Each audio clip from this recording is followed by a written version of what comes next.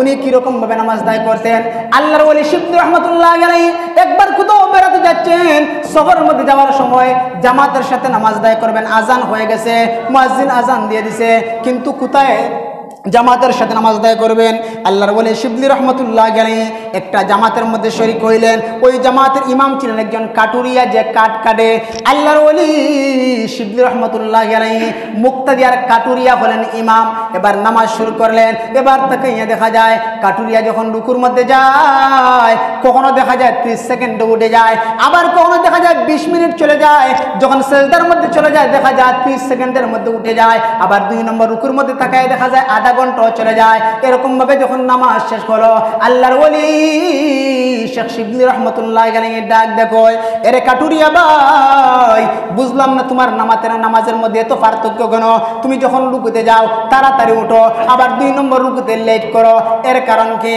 এবার কাটুরিয়া ডাক দেখো, এরে শিবলি শুনে রাখো, যখন আমি নামাজ পড়ি, নামাজে যখন আমি যাই, যখন রুকু করি, যখন আমি বলি সুবহানা রাব্বিয়াল আযীম, তখন আল্লাহ আমার এই তসবির জবাব দেয়। আল্লাহ যদি তাড়াতাড়ি জবাব দিয়ে দেয় আমি তাড়াতাড়ি উঠে যাই, যখন জবাব আসতে লেট হয় আমি তখন বিলম্ব করি।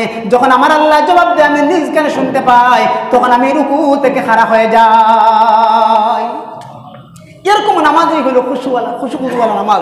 এই জন্য আমরা কীরকমভাবে নামাজ আদায় করি, এরকম নামাজই হলো খুশুখুজুওয়ালা নামাজ।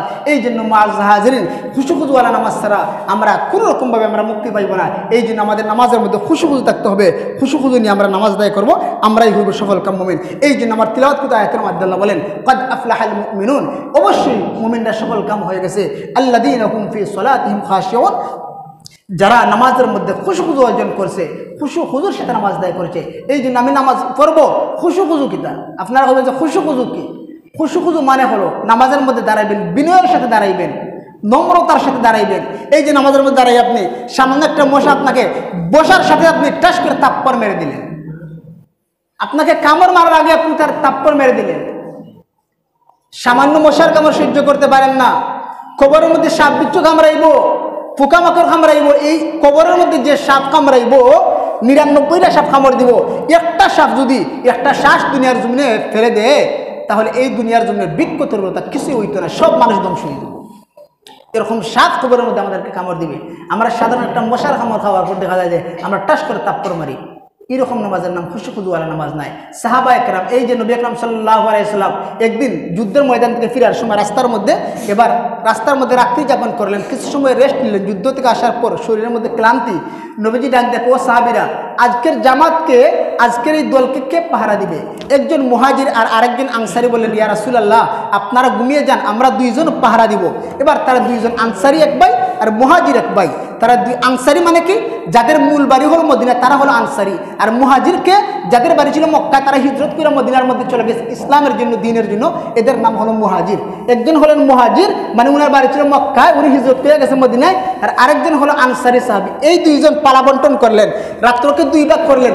এক ভাগে থাকবে আনসারী সোজাগ, আরেক ভাগে থাকবে মুহাজির ভাই সোজাগ। যখন আনসারী ভাইয়ের পালা আসলো তখন সবাই ঘুমিয়ে গেল। আনসারী ভাই এবার সে সোজাগ, এবার নামাজের মধ্যে খাড়া হয়ে গেছে, আর সবাই ঘুমের মধ্যে। এমন সময় একটা বেঈমান একটা তীর নিক্ষেপ করেছে, ওই আনসারীকে লক্ষ্য করিয়া তীরটা তার শরীরের মধ্যে বৃত্ত হয়ে গেছে।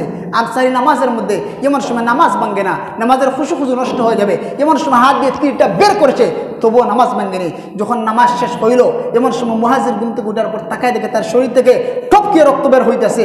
ডাক দেখো, ভাই, ও আনসারী ভাই, আপনার শরীর থেকে রক্ত বের হয়েছে, আপনার কি হয়েছে? আপনি আমাকে আগে জাগাইলেন না কেন? এবার ওই আনসারী ডাক দেখো, ও মুহাজির ভাই, আমি নামাজের মধ্যে ছিলাম, যদি আমি তীর আমার উপর পড়ার সাথে সাথে আমি যদি আমার নামাজটা ভেঙে দিই, তাহলে কাল কিয়ামতের কঠিন ময়দানে আল্লাহর সামনে কি জবাব দিব? আমি যখন নামাজের মধ্যে খাড়া হই, আমি আল্লাহর সামনে কথোপকথন করি। আমরা যখন নামাজের মধ্যে খাড়া হই, যখন আমরা পড়ি আলহামদুলিল্লাহি রাব্বিল আলামিন, তখন আল্লাহ আমাদের এটার জবাব দেয়, হামিদানি আব্দি, আমার বান্দা আমার প্রশংসা করছে। যখন আমরা সূরা কেরাত পড়ি, আল্লাহ আমাদের এই সূরা কেরাতের সাথে জবাব দেয়, কিন্তু আমরা কেন শুনতে পাই না? আমাদের কান সে পর্যন্ত পৌঁছতে পারেনি। আল্লাহর ওলিরা ঠিকই তারা শুনতে পেয়েছেন। এই জন্য মুআজ্জাজ হাজিরিন, আমাদের নামাজটা যেন আল্লাহ সন্তুষ্টির জন্য হয়। তাহলে আমরা সামান্য 1-2 মিনিটের ভিতরে আমরা আলোচনা করব এই আয়াতের মধ্যে আল্লাহ কি গুণের কথা বলেছেন। ইনশাআল্লাহ আমরা আলোচনা শেষ করব। আল্লাহ বলেন, ক্বাদ আফলাহাল মুমিনুন আল্লাযীনা হুম ফি সলাতিহিম খাশিউন, যে নিশ্চয়ই মুমিনরা সফলকাম হয়ে গেছে। বুঝবেন যে সফলকাম মুমিনকে, আমি কোন ধরনের মুমিন এটা ভালো করে লক্ষ্য করব। আয়াতের মধ্যে আল্লাহ বলে দিয়েছেন মুমিনের গুণাবলী।